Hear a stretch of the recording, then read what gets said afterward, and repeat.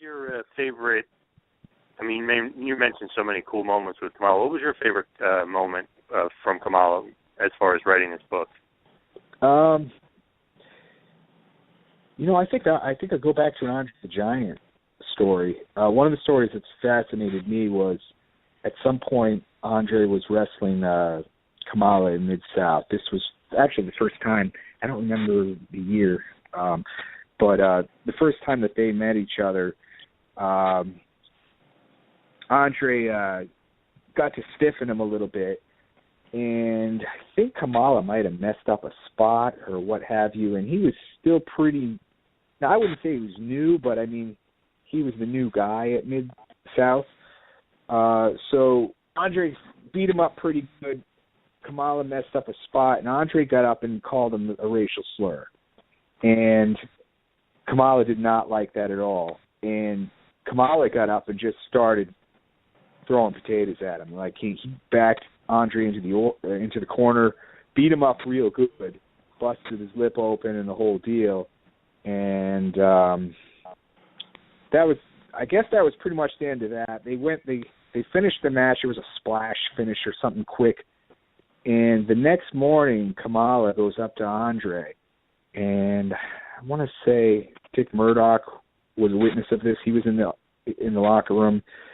Kamala pulled a gun on Andre and said to him, "Don't you ever say that to me again." He put the gun in his jacket, and he pulled a gun on Andre and pretty much warned Andre that if you were ever refer to me in such derogatory way again, I've got a gun in my jacket. I'm not going to put up with your crap.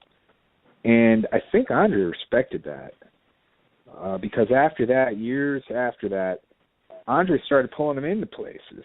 He'd say, to Japan, who's the big guy in Japan, the big tall guy, Great Baba.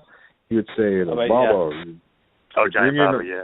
Yeah, bring in Kamala, or he would tell Vince and all to bring in Kamala for a run, and he told Fritz von Erich bring in Kamala for a run. So whoever was booking Andre, he requested Kamala after this because he stood up for himself, and I think Andre gave him some respect for that.